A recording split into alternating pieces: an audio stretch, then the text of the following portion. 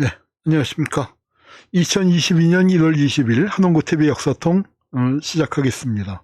네, 오늘도 사정상 녹화로 모시게 됐습니다. 네, 오늘 주제는 지난주에 그 예고해드린 것과 마찬가지로 빙고 호텔의 추억입니다. 빙고 호텔. 보안사 서빙고 분실이죠. 서빙고하고 이제 그렇게 얘기했었는데, 시설이 이제 이쪽에 끌려갔던 사람들 그 악몽을 많이 얘기합니다만, 또 이제 거기에 특정한 방, VIP실이라고 하는 데는 또 시설이 좋게 돼 있어서 빙고 호텔, 이제 이렇게 불리곤 했습니다. 그래서 이 역사를 우리가 서빙고 얘기를 많이 하고, 또 그 다음에 여기 끌려간 사람들 많고 하지만 이게 언제부터 만들어져서 어떻게 쓰였는지를 아는 사람이 사실은 별로 많지 않아요.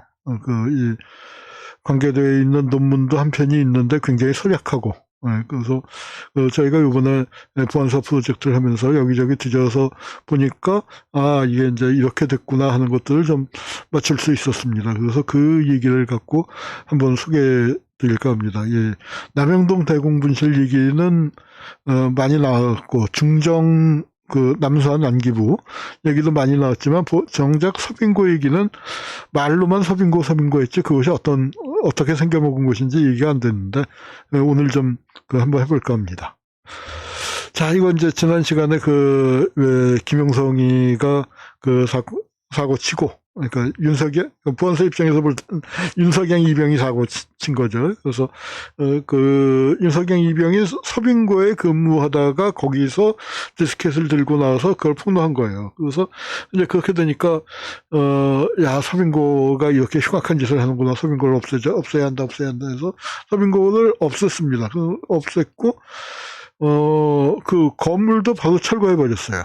건물도 이제 바로 철거해서 이렇게 이제 자리만 남았습니다. 요 건너편에 보이는 거는 서빙고 초등학교. 서빙고 초등학교가 이제 건너편에 보입니다. 보이는데 하여튼 서빙고 분실 자리를 이렇게 없애버린 겁니다. 없애버렸는데, 그러면서 이제 보안사 서빙고 분실을 폐쇄했다. 이렇게 얘기했는데, 사실, 이거는 지난 시간에도 잠깐 말씀드렸습니다만, 여기는, 이미 장지동, 그러니까 흔히 송파분실이라고 그럽니다. 거여동이라고도 그러는데, 거여동이 아니라 지명으로는 장지동이고, 송파분실. 이쪽으로 이제 수사분실을 옮겼습니다. 수사분실을 옮기고, 여기는 수사분실이 아니라 개조해갖고 사무실로 쓰고 있었어요. 그러다가 이제 사무실을 폐쇄를 한 겁니다. 사무실을 폐쇄하고 아마 장지동 쪽으로 들어간 기능의 상당 부분이 장지동 쪽으로 들어간 것 같습니다. 그래서 이제 이 서빙고 분실을 폐쇄했다고 나오지만 이 분실 기능이 없어진 게 아니에요. 수사 분실은 운영을 했습니다. 장지동에, 송파에. 언제부터? 83년 말부터 한 것 같아요.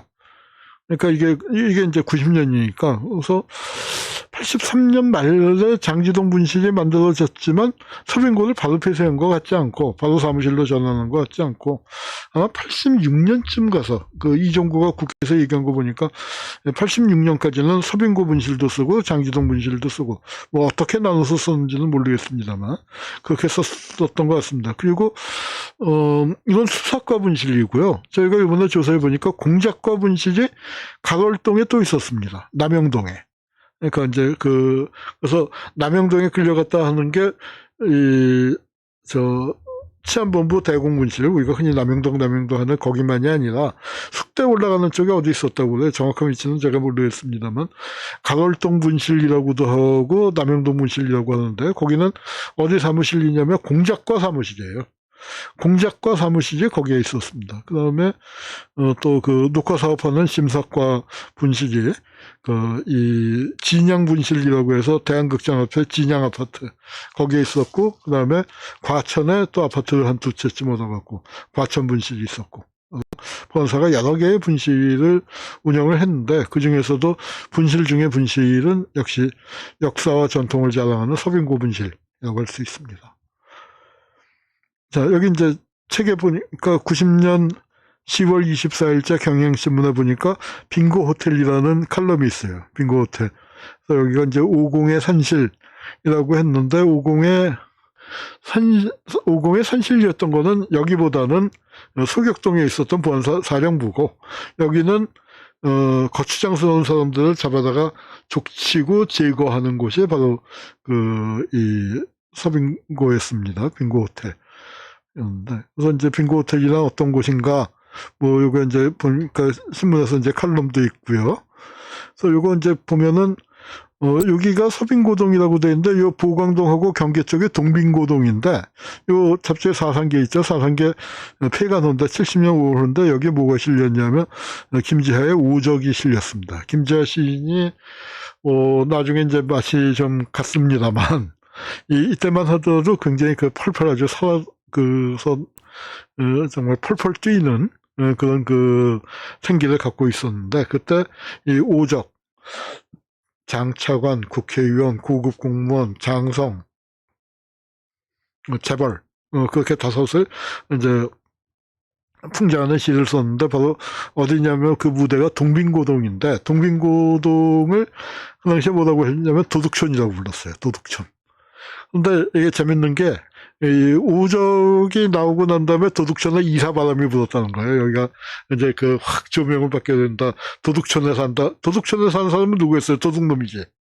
그래서 그 국회에서도 이제 말썽이 나고 그러니까, 그러니까 그 당시에는 이제 3천만 원 이상. 아이고, 요새 이제 부동산이 너무 올라갔고, 3천만 원이면 한 평, 사기도 힘든, 그게 뭐, 서울 강남 같은 데는 다, 뭐, 웬만한 데 다 평당 1억이 넘는 세상이 됐습니다만, 이때는 이제 화폐 가치가, 그러니까 뭐, 당시 화폐 가치를 보면 3천만 원, 집 한 채가, 도둑촌에 있는 집이 3천만 원짜리. 그러니까, 보통 뭐, 기아집이 뭐 한 2, 300 할 때니까, 그거 한 10배가 넘는, 이제 그런, 집들이었던 것 같아요. 그래서 도둑촌, 이제 풍경이고요. 그래서 동빙고는 도둑촌, 서빙고는 무시무시한 보안사. 이제 이렇게 나눠져 있었던 시절입니다. 그런데 이 서빙고가 그럼 어디부터 유래했느냐 했더니 이 사람이 김창룡이에요. 바로 뒤에 박정희가 있죠. 박정희를 살려준 숙군의 총책임자였던 김창룡, 악명 높은 김창룡이가 1년대 정보반을 운영하면서 이제 이게 숙군의 어떤 본부로 시작을 했는데, 1년대 정보반이 있었던 곳이 서빙고라는 거예요. 그러니까 이제 역사가 깊은 거죠. 그러니까 아마 대한민국 정부가 수립되면서, 그리고 이 1년대 정보반을 중심으로 해서 사실은 뭐 좀 복잡한 과정이 있습니다만 특무대 보안사가 만들어지는 셈이 되거든요. 김창룡이가 사실상 초대 특무부대장이 되는 거고, 좀 기보가 복잡합니다. 그래서 사실상이라고 했는데, 그래서 서빙고가 역사가 깊더라고요. 그래서 보안대 자체는 뭐 회원동에 있다가 뭐 옥인동에 갔다가, 그래서 옥인동에 이제 주로 특무대가 있었습니다만, 이 분실은 서빙고에 이때부터, 그러니까 이 1년대 시절부터 40년대부터 있었던 거고요. 이게 특무대 공작분실도 정식으로 아마 별도 건물을 짓고 개관한 거는 57년 9월 1일. 그러니까 김창룡이가 56년 1월에 총맞아 죽거든요. 암살당하고. 김창룡의 이제 후임자로 온 사람이 정인택이라고 643기 동기입니다. 643기 동기인데 정인택이가 특무대 부부대장을 하다가 특무대장 대리, 특무대장, 그래서 이제 나중에 준장 까지 오르는데요. 이게 이제 특무부대장으로서 표창장 받는 거예요. 이 상을 주는 사람은 서건일 제독, 그러니까 한국 해군의 아버지라고 불리는 분이고, 국방장관을 지냈죠. 그리고 유명한 독립운동가인 순정도 목사님의 큰아들인데, 이제 표창장을 받는 사진이 있더라고요. 정인택 사진이 많이 남아있지 않은데, 그래서 정인택이 때 특무대 공작분실로 이제 개관을 한 겁니다. 그래서 이제 특무대가 아마 이제 중요한 요인들을 데려다가 수사하는 거는 옥인동보다는 여기서 수사를 주로 했는데요. 또 뭐가 있었냐? 609 특공대라는 게 있었어요. 609 특공대장을 60년대 이제 특히 윤필룡이 때, 65년도에 이 특공대가 활약이 대단했는데, 이제 동아일보 간부를 비롯해서 그 당시에는 방첩대죠. 방첩대가 그 여러 가지 이제 여러 가지 그 테러를 자행을 했는데, 그 테러를 자행한 부대가 바로 이 609 특공대였다는 거죠. 그 부안사는 왜 특공대를 뒀냐면은 간첩을 방지한다 하는데, 그 중에서 이제 특히 이 무장 공비라고나 할까요? 지리산에 이제 무장 유격대가 있었잖아요. 그래서 그쪽을 소탕하는 임무가 또 일부 방첩대한테 주어져서 그쪽을 막는 거. 그 다음에 또 뭐가 있었냐면은 그 공비 중에서 생포된 사람들, 그 사람들을 토벌대로 쓰는 거예요. 일종의 역용 공작이죠. 그래서 그렇게 해서 생포된 무장공비. 그 무장공비는 이제 처음에는 지리산 그쪽이 많았을 거고, 그 다음에 또 뭐가 있냐면은 북에서도 내려보낸단 말입니다. 공작원들을. 그 내려보내는 사람들 중에 생포되는 사람이 있는데 그 사람들을 수용하는 곳이 바로 이 서빙고였어요. 그러니까 서빙고가 609 특공대의 주둔지이자 무장공비의 가 수용되어 있는 곳이고, 여기 이제 이진삼이라는 사람이 나중에 육군 참모총장까지 했죠. 노태우 때 육군 참모총장도 하고 또 국회의원도 하고 했는데, 국회의원 시절에 아주 유명한 일화죠. 2013년인가 하여튼 자기가 자랑을 하죠. 국방장관 불러다 놓고서 67년도에 내가 넘어가서 북한군 33명을 쏴 죽인 사건 당신 아셔? 예, 압니다.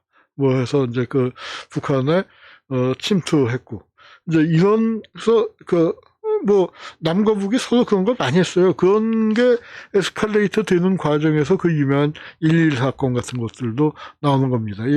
이진삼이가 이제 북에 4번 침투했다고 하는데 그게 바로 67년 가을이거든요. 그러니까 거기에 68년 초에 이제 보복으로 이제 청와대를 더 세게, 여기는 이제 사단장 연대장을 노리고 들어갔었는데 북한 애들은 훨씬 더 세게 청와대를 노리고 이제 또 그런 사건이 터지는데, 하여튼 그 부대의 주둔지가 여기였고, 그리고 윤필용 시대에 악명 높은 정치 테러, 언론인들에 대한 테러의 이 출발점이 바로 보안사 서빙고였던 거예요. 그래서 이제 서빙고가 그렇게 악명이 높았었던 거죠. 그런데 이제 북쪽에서 따라갔고, 뭘 했냐면, 이게 1.1 사태 때입니다. 1.1 사태 때 북한 애들이 내려와서, 목표는 청와대다. 이제 이렇게 됐고, 뭐, 청와대를 실제로 목표로 한 건 맞지만, 청와대만 목표였냐?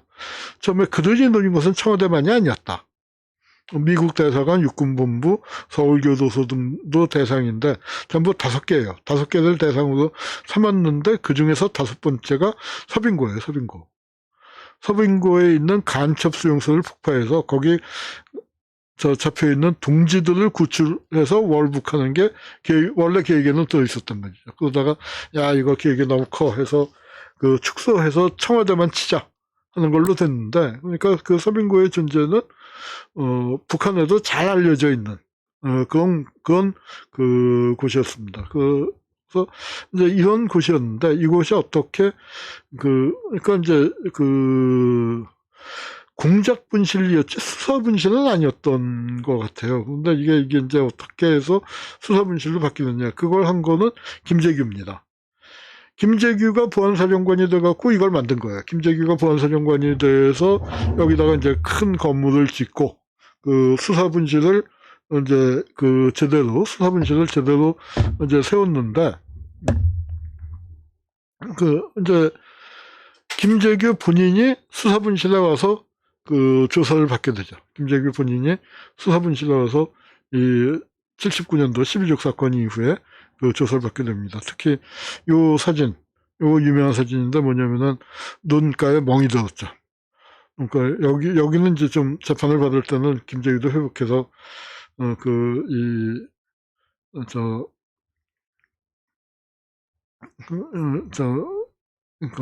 좀 여유를 갖고 그렇게 나갑니다만, 여기서는 이제 당일날 아마 이 사진을 신군부에서 공개한 거, 이렇게 얼굴에 이렇게 멍자국이 있는 걸 공개한 거 김재규가 특별 대우 받고 있다는 소문이 있으니까, 아니야 우리 이렇게 김재규 세게 다루고 있어. 이제 아마 그런 차원에서 보인 것 같아요. 그래서 요 앞에 앉아 있는 교사관 중에 한 명이 김병진 씨 책에 나오는 사람입니다. 신동기라고. 그 김병진 책에 의하면은 우리나라 암흑가의 보스. 그러니까 그 암흑가라기보다는 연예가. 그래서 이제 그 실질적으로 연예계를 신동기가 지배하고 엄청난 돈을 벌었다. 본인이 또 그 레코드 판도 취입한 가수였다고 그래요. 그래서 이제 하여튼 그 신동기가 이제 김재규를 그 처음에 험하게 다뤘는데, 김재규가 보안사령관 출신이잖아요. 그러니까 이 서빙고에 있었던 사람들이 다 그 왕년에 김재규의 부하였던 사람들이죠. 그래서 이 김재규가 서빙고 분실을 만들어 놓고 거기 이제 특급 호텔에 들어서 고생을 하다가 이제 그 사형을 당했습니다. 서빙고 분실에서 이제 조사받은 정계 군부 주요 인사들을 보면은 이제 직책을 중심으로 했는데, 총리 역임한 사람 중에서는 김종필이가 이 5.17 일어나고 난 다음에 부정축제로 그 몰려갖고 그렇게 갔었고, 그 다음에 중앙정보부장 했던 사람들 중에서는 김종필, 김계원, 김재규는 12족 사건으로, 김종필 이후학은 부정축제로 그렇게 갔고요. 보안사령관을 했던 사람들 중에서는 정승화는 12.12 사건, 윤필용은 윤필용 사건, 그리고 김재규는 12족 사건 등으로 해서 보안사령관을 역임한 사람들도 여기 끌려와서 당했습니다. 강창성이는 서빙고 왔다는 얘기는 못 들었고요. 하여튼 강창성이도 이제 신군부 등장한 다음에 된통 당했습니다만 여기 거쳐간 것 같지 않고요. 육군참모총장은 김계원, 이세호, 정승화, 경호실장은 박종규, 장관급은 더 있을 겁니다. 더 있을 텐데 제가 미처 조사를 못했는데 김치열하고 장동훈이 그 부정축제자 때 확실하게 들어갔고요. 장성들이 많이 다녀갔습니다. 이건영, 문홍구, 장태왕, 김진기는 12.12 때. 그리고 그 손영길, 김성배는 윤필용 사건 때 갔고요. 국회의원들 중에는 이제 김진만 같은 사람은 부정축제로, 김상현, 강근호, 김노경, 조윤형 같은 사람은 유신 후에 이제 야당 의원들 잡아다가 고문할 때 여기 와서 굉장히 세게 당했죠. 그래서 이 보안사 고문하고 중앙정보부 고문하고 좀 차이가 뭐냐 하면은, 이 보안사는 초전박살형이라는 거예요. 초전박살형으로 그냥 중앙정보부는 자만 재우고 지구전형인데, 중앙정보부도 잡혀왔을 때 이제 마구 딸리는 게 있습니다만, 이 보안사는 이거 말할 수 없이 강도가 셌고, 보안사하고 중앙정보부 또 치안본부 남영동 대공분실에서 다 당해본 분들이 있잖아요. 두두 어디가 제일 힘드세요? 했더니 다 이구동성으로 하는 게 보안사다 이거예요. 보안사는 정말 처음에 들어와서 패는데 인정사정 없이, 그러니까 우리 서중석 선생님, 우리 반환법 지금 대표시기도 하고 저한테 선배 현대사 역사학자시죠. 서중석 선생님한테 이제 얘기 들을 때, 민창학년 사건 때 이제 중앙정보부 와서 고생한 얘기 들으면서, 그때 너무 정신없이 이제 하다가 보안사에 이제 끌려간 얘기 나왔더니, 아이고, 중앙정보부는 아무것도 아니야. 그렇게 말씀하셔서 저희가 이제 웃지도 못하고, 하여튼, 그리고 이제, 뭐가 그렇게 달라 했더니, 이게 때리는 놈들이 중앙정보부는 30대, 40대 수사관인데, 보안사는 20대 병들이 들어서 팬다 이거예요. 그래서 무지막지하게, 힘센 놈들이 무지막지하게 패는데, 견딜 재간이 없더라. 그리고 이제, 아마 또, 보안사에 끌려간 게 조금 더 서중석 선생님이 나이가 드신 다음이기도 했겠지만, 젊었을 때 맞는 거고, 나이 든 다음에 맞는 거고, 틀리겠죠. 그렇지만 하여튼, 굉장히 힘드셨다. 그 말씀을, 들었습니다. 보안사에 이제 잡혀간 사람들 중에 이 서준식 형제, 뒤에 계신 분은 이성무 선생이에요. 나중에 유명한 역사학자죠. 역사학자인데, 이성무 선생, 양반놈 쓴 역사학자인데, 이성무 선생도 끌려갔고, 그렇습니다. 그런데 이때 이제 서승 선생이 여기 보면은 김대중과 박정희가 계속 접전을 하는데, 여기 북기의 대규모 간첩단 타진, 일망타진했다는 거죠. 그래서 여기 이제 나오는데 서승 선생님이 이제 자세한 기록을 썼어요. 아직 호텔을 짓고 있던 중이라서 이제 처음에 옥인동으로 잡혀갔다가 풀어줬다가 다시 서빙고로 잡혀간 거예요. 갔더니 수송부대 한 구석을 임시로 사용하고 있는데 그때는 이 콘센트 막사 있죠. 콘센트 막사가 있었고 경비병들 내무반 있었고 이제 그러고 이 서빙고 보안사는 세포트를 크게 길렀었던 모양이에요. 큰 이제 그 병들 개가 있었고 그래서 이제 신문실 이제 풍경을 사방 8m쯤에 횡댕그레한 신문실이 있었고 자그마한 사무실이 2칸 있었고 이제 그렇게 돼서 조그만 방에서 이제 거기서 이제 조사를 받다가 감시가 소홀한 틈을 타서 아마 유럽 막 쓸 때 원칙으로는 피의자를 혼자 놔두는 법이 없는데 잠시 어떻게 그렇게 됐었나 봐요. 그때 경위난로에 있었던 경위를 끼얹고 분신을 하셨던 겁니다. 그 다음에 이제 이게 71년 일이고요. 이 서빙고 신세를 된통친 사람들이 언제냐면 유신이 일어나고 난 다음에 8대 야당 국회의원 12명이 붙잡혀갔어요. 근데 12명이 다 서빙고로 간 건 아닙니다. 영등포에 있는 헌병대 쪽도 갔는데 어쨌거나 보안사가 관리를 한 거예요. 강창성이가 잡아다가 했는데 이제 헌병대로 간 분 중에는 이세호 장군 8대 국회의원인데 이세호 장군 같은 분은 헌병대 가서 당하셨고 김상현, 강근호, 김노경, 조윤형 등이 서빙고에 와서 이제 혹독한 고문을 당했고 홍영기 의원은 나이가 좀 많았는데 혈압이 높았나 봐요. 혈압이 높아서 나 이제 했더니 이놈들이 혈압을 재더니 진짜로 혈압 높으니까 또 국회의원이 죽으면 골치 아프니까 홍영기 의원은 서빙고 끌려갔는데 고문을 안 당했다고 그런 것 같아요. 그래서 하여튼 이제 그래서 이 서빙고에는 국회의원들도 와서 당했습니다. 그리고 73년도에는 여기 윤필용, 그다음에 손영길, 그리고 김성배 이 사람들 장성이거든요. 바로 장성들을 잡아다가 고문을 했습니다. 장성들을 잡아다가 고문을 했었고요. 그래서 이제 하여튼 이 보안사가 무서운 곳이죠. 무서운 곳이고 윤필용이 같은 사람 세도 당당했던 사람이 아주 기가 팍 죽어 있지 않습니까? 또 이제 누가 많이 고문을 당했냐면은 남산 부활절 예배 내란 음모 사건이라는 게 있어요. 이것도 황당한 사건인데 이 부활절 예배라는 게 주로 누가 드립니까? 이게 할머니들 많이 오시거든요. 한 10만 명 모이는데 이 할머니들 갖고 내란을 음모했다는 거예요. 그래서 이게 말이 안 되는 거죠. 그래서 무슨 내란이냐? 그랬더니 이 할머니들을 세 표로 나눠서 이제 그때 KBS가 남산에 있을 테니까 한 판에는 남산을 점령하고 한 편은 시청 앞에 이제 지금 서울시의회가 국회니까 국회를 점령하고 또 한 편은 중앙청을 점령하는. 근데 준비물은 뭐예요? 해서 여기 한승원 변호사님이 아주 재기가 넘치시는 분이거든요. 그래서 이제 지금은 원로시지만 한승원 변호사가 준비물이 뭐예요? 해서 어떻게 성경책하고 찬송가 책 들고서 그러니까 내란을 꾀한 사건 이제 그렇게 됐는데 이 사건에서도 박형규 목사님은 좀 그래도 덜 당하신 것 같지만 젊은 사람들 권호경 목사님 그 당시엔 전도사였죠.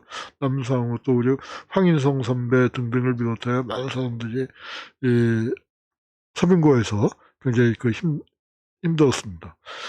민청학년 사건 때는 그런데 또 좀 반대였던 것 같아요.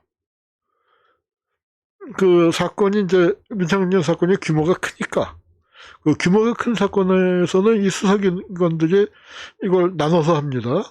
제가 잡혀갔었던 무림 사건, 제가 무림 사건에서도 보면은 저는 치안본부 대공분실로 남영동으로 갔는데 사회대 친구들은 중앙정보부로 갔고 그다음에 저기는 사대 친구들은 서울시경으로 갔고 그러다가 나중에 다 모여서 보안사에 모였어요. 서빙고에 모여서 저도 기억은 잘 안 나요. 근데 서빙고를 구경을 했습니다. 그런데 서빙고에 갔더니 이제 저희는 뭘 했냐면은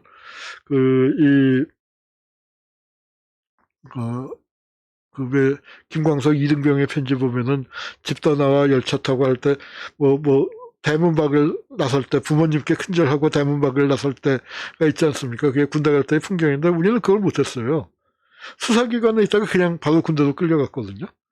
그러니까 그걸 보안사에다가 집결을 시켜가지고 보안사에서 불고기 파티를 해줬어요. 점심을 불고기 뭐 전골 같은 거를 잘 찾아갖고 먹고 이제 뭐 그 음식보다도 그때 우리는 이제 여기저기 흩어져 있었던 친구들 오래간만에 보니까 낄낄거리면서 안부 묻고 이제 그러다가 밥 먹고 났더니 노선훈련소에서 차가 와서 그때 저희가 16명이었어요. 하는데 16명이었는데 헌병들이 이제 또 다 집중을 하고 그래서 이제 그 차에 탔더니 우리 한 명, 헌병 한 명, 수갑을 채우거나 그러지 않았습니다. 그런데 우리 한 명, 집중한 헌병 한 명, 이제 딱 타고 이제 그래서 가만히 가다가 그 논산 가다가 중간에 오줌을 누라는 거예요. 그래서 오줌을 누라고 이제 그 친구들하고 가서 이제 그 휴게소에 들어간 게 아닙니다. 휴게소에 들어간 게 아니고 어디 한적한 데다가 세우고 오줌을 누라고 해서 오줌 누면서 친구들하고 얘기하는데 기분이 이상해요. 이렇게 돌아다 보니까 총을 겨누고 있는 거예요, 우리한테. 그거 섬찟하더라고요. 진짜 오줌 줄기가 뚝 끊어지는 그런 그 기분이 들었는데, 나중에 그러니까 와서 그 사람들이 보니까 훈련소 조교였더라고요. 헌병인 줄 알았는데.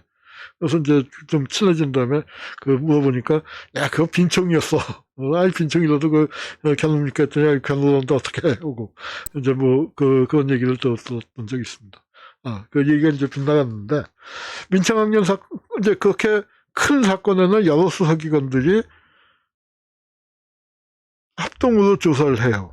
그런데 이 민청학년 사건 때는 어떻게 됐냐면, 이 중앙정보부와 경찰이 메인을 하는데, 중앙정보부가 전체를 통제하고. 근데 그 중에서 일부를 보안사에 떠맡겼습니다. 누굴 떠맡겼냐면, 연세대생들하고 KSCF, 그러니까 기독학생이죠. 기독학생의 관련자와 KSCF 사람들을 보안사로 떠맡겼어요. 그래서 이제 사람들이 처음에는 보안사 가는 애들 저놈들 다 죽었다 했는데 막상 와보니까 아니더란 거예요. 그때는 뭐냐면은 보안사 수사관들이 보안사하고 중앙정보부 간에 경쟁 관계가 있거든요. 뭐라고 얘기하냐면은 저 중앙정보부 저 새끼들이 공을 세우려고 그냥 귀인한 대학생들 잡아다가 고생시킨다. 그래서 김학민 선배 같은 경우 보안사에 와서는 천국이었다는 거예요. 중앙정보부에 있을 때는 고생을 했는데 그런데 사람들은 그것도 모르고 이제 야 너 보안사 와서 또 고생한다 이제 하는데 KSCF 분들은 좀 일찍 온 분들은 보안사에서도 진통 당한 것 같은데 연세대생들은 별로 안 당했던 것 같아요. 그래서 사건에 따라서는 보안사가 우리가 이제 편했었던 적도 있지만 그거는 굉장히 드문 예고 전체적으로 보면 보안사가 굉장히 힘들었습니다. 김재규 아까 얘기했고 김계원, 박흥주, 또 박선호 이런 사람들 12.6 사건 때 이 사람들은 뭐 무지 낙달을 당했겠죠. 그 다음에 또 엄청 당한 게 뭐냐면, 이 YWC의 가짜 결혼식 사건이라고 유명한 사건이 있었습니다. 12.6 사건이 일어나고 난 다음에, 측유화 정권에서 그러니까 민주화로 이행을 하려고 하지 않고, 아주 미적미적하면서 군부가 재집권을 하려는 이제 그런 기도를 보일 때, 그거를 막아야 한다 하면서 이제,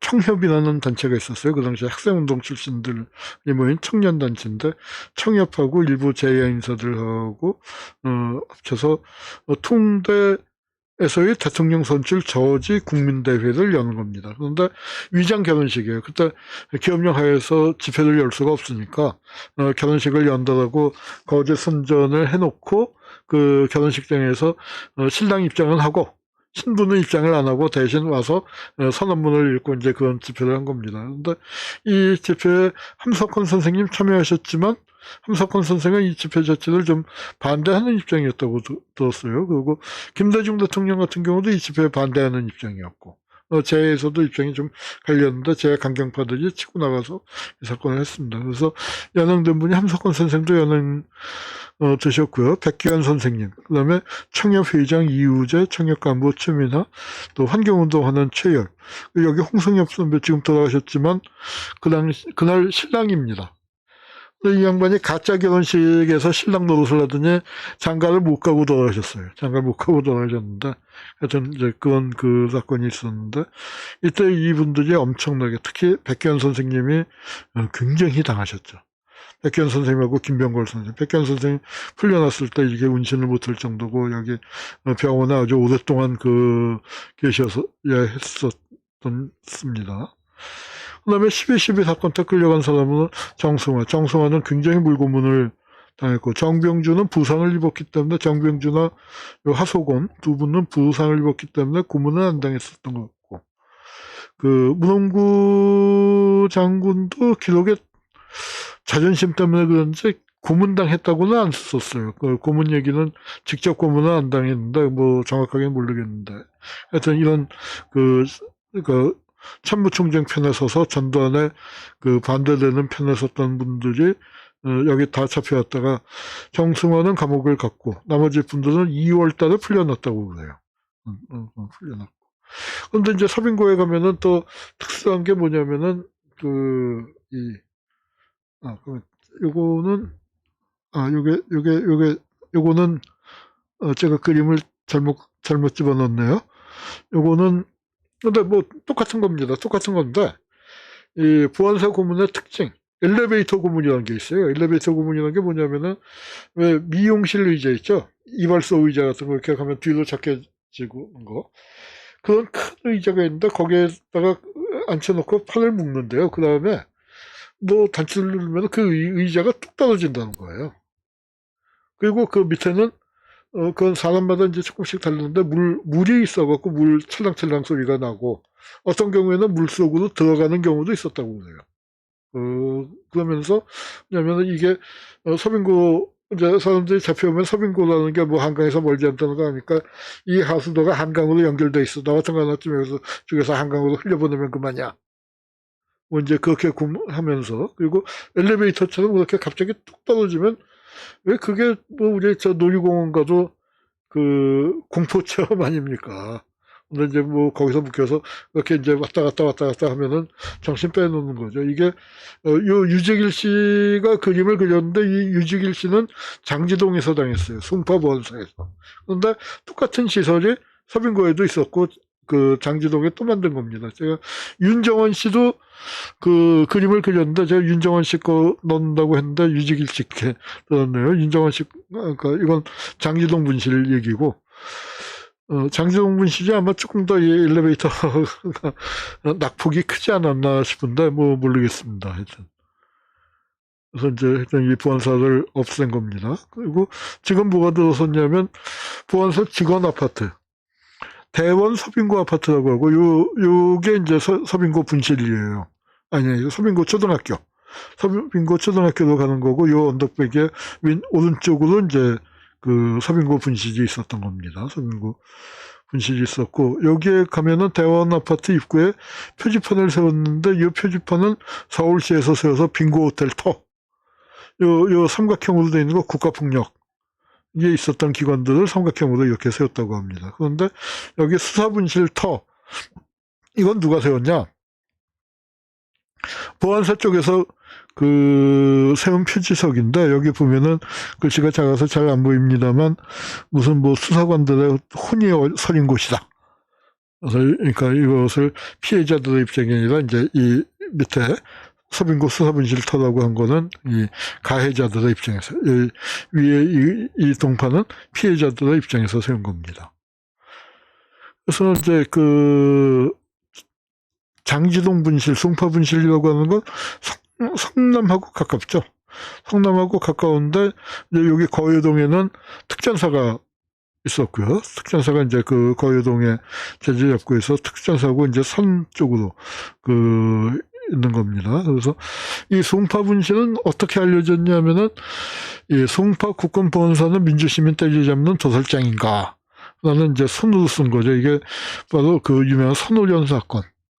선오전 사건 피해자들이 이제 송파분실에 가서 된통당한 거예요. 그래서 그 여기 보면 그 산속으로 10여 분 달리면 양쪽으로 무시무시한 철조망이 둘려 쳐져 있고 이곳은 국가기밀지역이므로 외부인 일체 취재원금 뭐 이제 이렇게 붙여 있는데 이거를 이제 하여튼 부모님들이 참 놀랍죠. 우리 한여리 어머님 돌아가셨습니다만 그런 민가협 그 회원들 자기 자식을 이 수사기관 내에 빼앗겨간 부모님들이 참 놀라워서 이 송파분실 비밀로 쌓여 있었던 송파분실 위치를 찾아낸 거예요.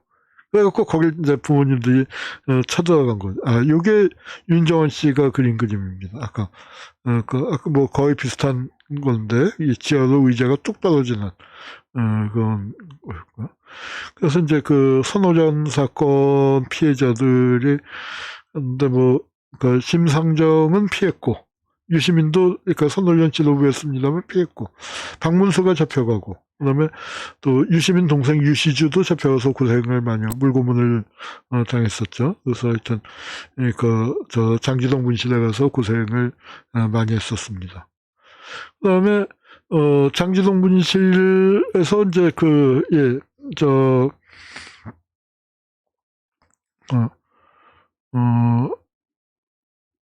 장지동 분실을 만들어 놓고 송파본서 선오전 사람들이 끌려가기 전에 85년도에 끌려간 사람들이 있어요. 그러니까 84년부터 간첩 사건들, 뭐 윤정원 선생님은 이제 그런 사건들이 됐지만, 뭐 일반 민간 사건으로 끌려간 걸로는 처음인 게 이 윤재걸 씨, 맨 위에 윤재걸 기자인데요. 당시에 신동아 기자도 있으면서 광주 항쟁을 처음 다뤘습니다. 85년 7월호예요. 85년 7월호에 신동아가 다루고 월간조선이 다루는데 월간조선은 광주에서 불매운동이 일어났습니다.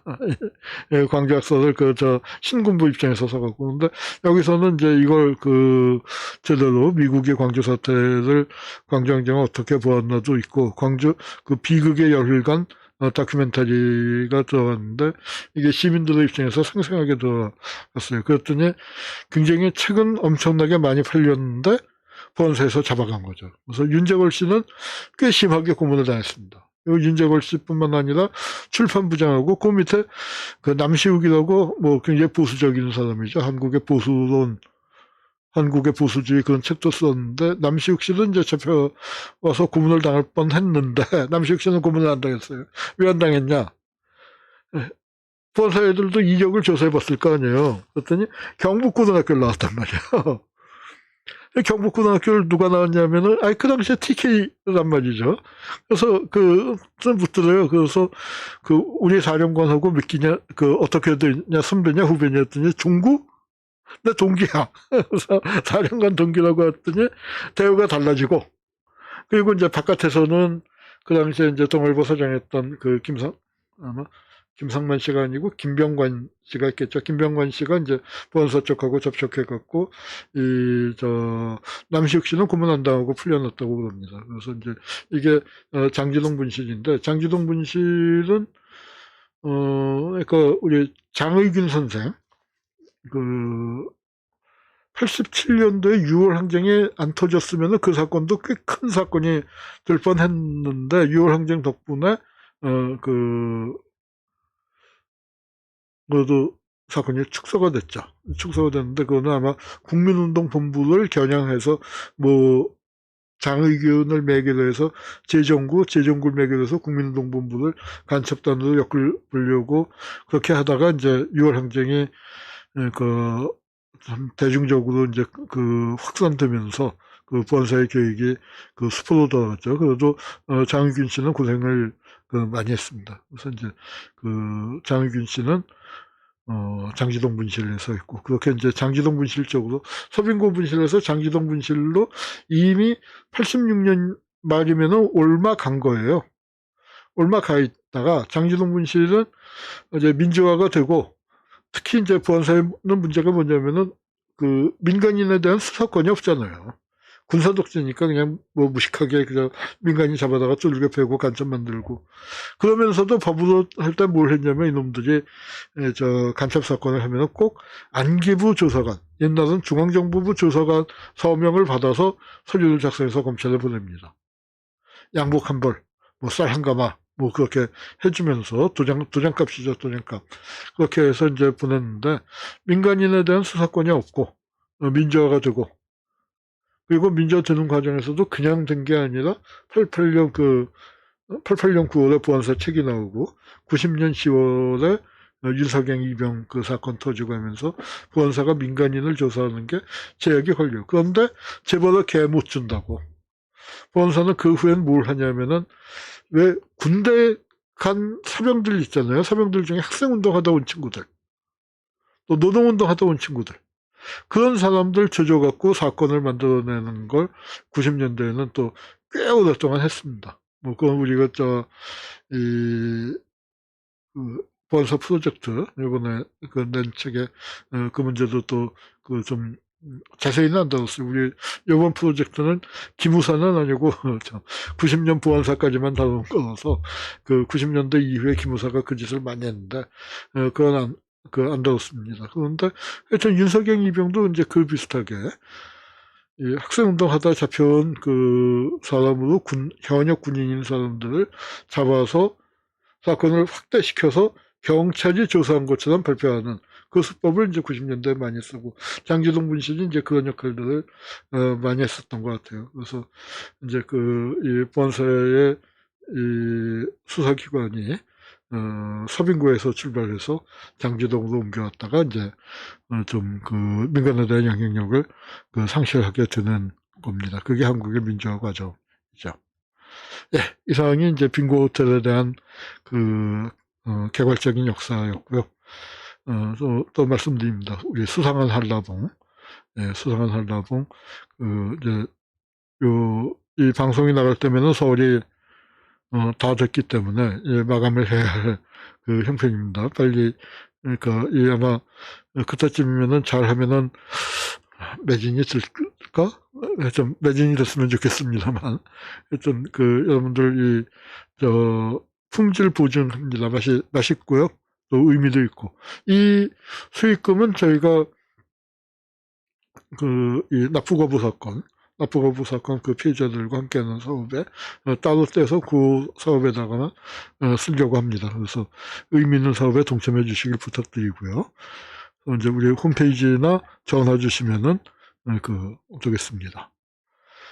그리고 반환법 행위자 열전, 이제 얼마 남았습니다. 이 마지막 저희가 피치를 낼 수 있도록 도와주시길 부탁드리고요. 도와주신 분들께는 제가 쓴 책 한 권씩 사인해서 드리도록 하겠습니다.